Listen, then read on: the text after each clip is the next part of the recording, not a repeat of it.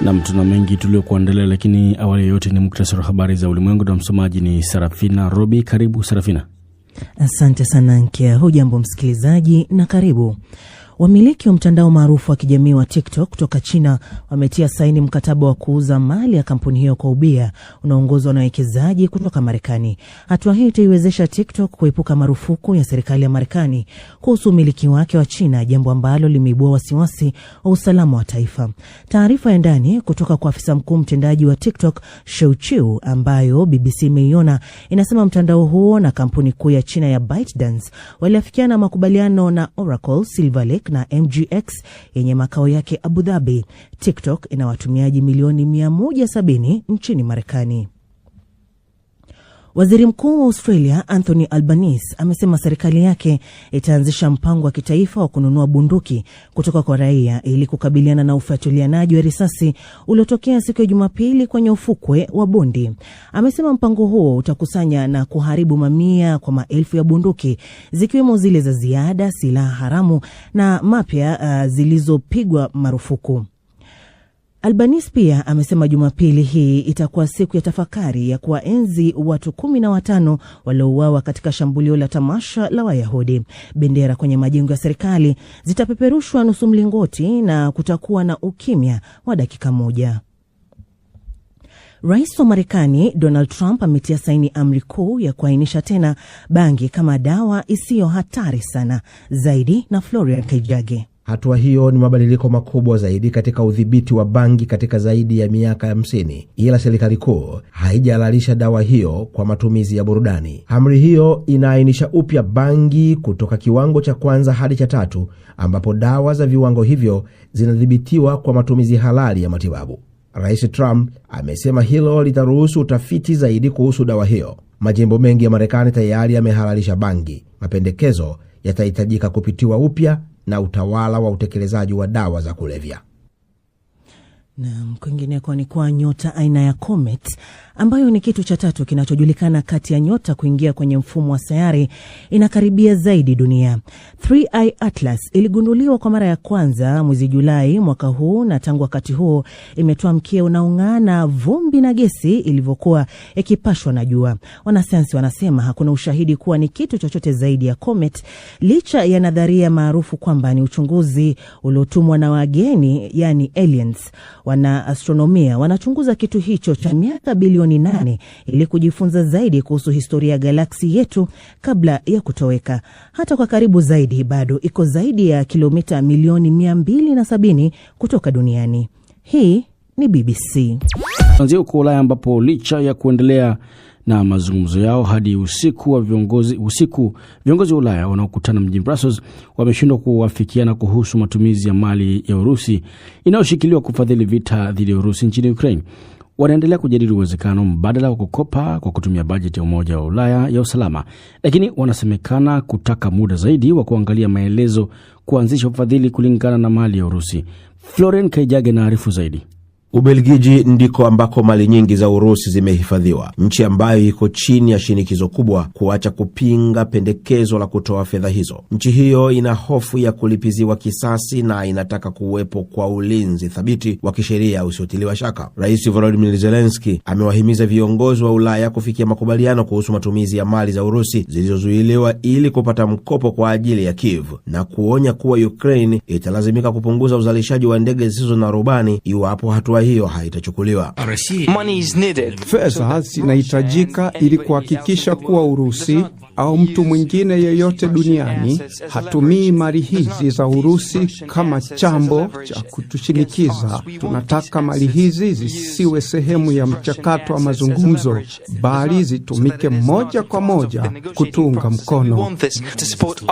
Rais Zelensky amewaambia washiriki wa mkutano wa kilele uliofanyika mjini Brussels kwamba nchi yake inakabiliwa na upungufu wa fedha unaoweza kufikia dola za Marekani bilioni 60 mwaka ujao. Wakati hayo yakijiri, Ubelgiji yenye mali nyingi za Urusi ina wasiwasi kuhusu hatua za kulipiza kisasi, na hivyo inataka ulinzi madhubuti wa kisheria. Ufaransa na Poland zimeongoza wito wa kuzikabidhi fedha hizo ili kuimarisha upinzani wa Ukraine.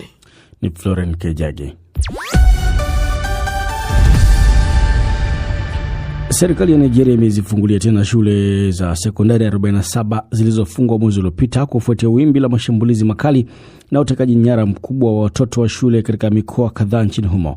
Shule hizo ambazo zimeenea kote nchini zilifungwa mnamo Novemba baada ya kuongezeka kwa ukosefu wa usalama kaskazini magharibi, kaskazini mashariki, kaskazini kati na sehemu nyingine za kusini. Zaidi na Esther Lwambano. Kufungwa kwa shule hizo kulitokana na ongezeko la matukio ya utekaji nyara vinavyotekelezwa na magenge yenye silaha yaliyokuwa yakilenga wanafunzi na walimu, hali iliyozua hofu kubwa kuhusu usalama wa wanafunzi na kuwalazimu viongozi kusimamisha masomo kote nchini Nigeria. Taarifa iliyotolewa jana Alhamisi jioni na Wizara ya Elimu imesema uamuzi wa kufungua tena shule ulifikiwa baada ya ushirikiano wa kudumu na vyombo vya usalama ili kuhakikisha mazingira salama ya kujifunzia. Sehemu ya taarifa hiyo inaeleza kwamba taasisi ya serikali kuu inathibitisha tena wajibu wake wa kuwalinda watoto wote wa Nigeria na kulinda haki yao ya kikatiba ya kupata elimu katika mazingira salama. Serikali iliwahakikishia wazazi na walezi kuwa ustawi na ulinzi wa wanafunzi unaendelea kuwa kipaumbele cha juu kabisa, na kuongeza kuwa wanafunzi wengi kwa sasa wanakamilisha programu zao za masomo ya mwezi Disemba, huku wengine wakihitimisha mitihani yao. Kwa mujibu wa mamlaka, hatua hiyo inaonyesha dhamira ya serikali kutekeleza kalenda ya masomo licha ya vitisho vinavyoendelea kutoka kwa makundi yenye silaha. Elimu inaelezwa kuwa bado ni nguzo kuu ya maendeleo ya rasilimali watu nchini Nigeria na kichocheo muhimu cha ukuaji wa taifa hilo. Shule za Unity Colleges ambazo ni shule za sekondari zinazoendeshwa na serikali kuu zilianzishwa kwa lengo la kukuza mshikamano wa kitaifa. Hata hivyo, baadhi ya shule hizo katika miaka ya hivi karibuni zimekuwa zikilengwa mara kwa mara na magenge ya kihalifu na waasi kutumia udhaifu wa kiusalama katika maeneo ya vijijini. Wimbi la mashambulizi hayo limeongeza hofu kuhusu upatikanaji wa elimu hasa kwa wasichana katika maeneo ambayo tayari yanakabiliwa na changamoto za umaskini na migogoro. Esther Lwambano.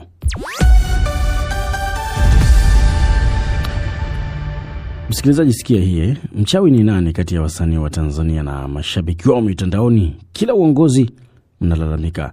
Haya yalikuwa ni maneno ya Nasib Abdul almaarufu kama Diamond katika kilele cha kampeni za uchaguzi mkuu 2025. Matamshi hayo yanayonukuliwa na mashabiki wanaamini walisalitiwa na wasanii wao pendwa walipoonyesha kuegemea upande wa serikali, wakati baadhi ya mashabiki walitaka mabadiliko ya katiba kabla ya kuelekea uchaguzi mkuu.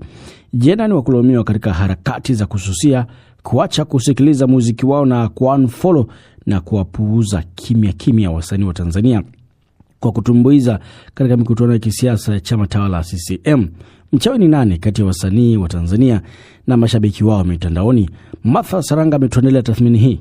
Kila awamu mnalalamika, mtafakari tatizo ni uongozi, ni wewe. Kuanzia mwezi Agosti hadi uchaguzi wa Oktoba 29 mwaka huu 2025, Tanzania iligawanyika. Kuna waliotaka uchaguzi ufanyike kama kawaida na kuna waliotaka maandamano wakidai mabadiliko, katiba na demokrasia. Katika mivutano hii, kundi moja lilivuta macho ya wengi: wasanii, kuna wanamuziki, waigizaji na watu maarufu mitandaoni. Karibu 95% ya majina makubwa yaliamua kusimama upande mmoja. Waliunga mkono uchaguzi, walipiga kampeni kuunga mkono chama tawala na wakaonekana kuhalalisha hatua za serikali za kuzuia maandamano. Lakini kwa upande wa vijana mtandaoni, jambo hilo halikupokelewa vizuri. Wasanii hawakuonekana tena kama burudani, bali kama watu waliowasaliti. Harakati mpya ikazaliwa: kususia wasanii, kuunfollow, kuwapuuza. Kwa mara ya kwanza, vijana wakawa na nguvu ya kuamua nani atasikika na nani apotee. Uchaguzi ukafika, maandamano yakatokea. Miongoni mwao, biashara za wasanii kama ya Jux na Shilole zikaharibiwa. Kwa wengi, huu ulikuwa ndio wakati wa kwanza kuona gharama ya umaarufu. Zaidi ya mwezi mmoja baada ya matukio hayo, harakati ya mtandaoni haikupungua, ikazidi kuongezeka. Ndipo sasa DJ Majizo akaomba radhi kwa niaba ya tasnia. Naomba radhi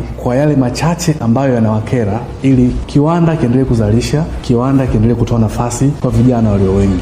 Lakini vijana wakasema, tunakusikia, lakini wasanii wenyewe wako wapi? Baadaye Harmonize akatoa kauli yake. Mimi silaumu kabisa mashabiki ambao wanazungumza. Ni swala tu la kukaa kimya. Let nature speak. Everything gonna get back together, you understand? Pia haya yakakosolewa. Wasanii wenzao kama Mr. Tu na Roma Mkatoliki wakasema, hii sio kuhusu chama, ni kuhusu msanii kushindwa kusimama na wananchi. Lakini kwa nini mjadala ukawa mkali kiasi hiki? Zamani redio na TV ndizo zilizoamua nani atasikika. Leo nguvu hiyo iko kwa vijana wenye simu mkononi. Wao wanaamua wimbo gani utrend au uzime. Ni kama wanawaambia wasanii, sisi ndio mabosi wa zama hizi. Ndio maana msanii anaposema nilifanya kampeni kwa sababu ya hela, vijana wanajibu, umechagua hela ya leo. badala ya uaminifu wetu wa miaka na miaka? Je, wasanii walikosea kuchagua upande? Je, vijana wanaosusia wanakosea? Majibu yao, kwanza, kizazi kipya hakihitaji mastaa wa kupendwa tu, kinataka mastaa wanaosimama nao. Je, wawasikilize vijana ambao ndio mashabiki wao wakuu, au waendelee na misimamo yao bila kujali?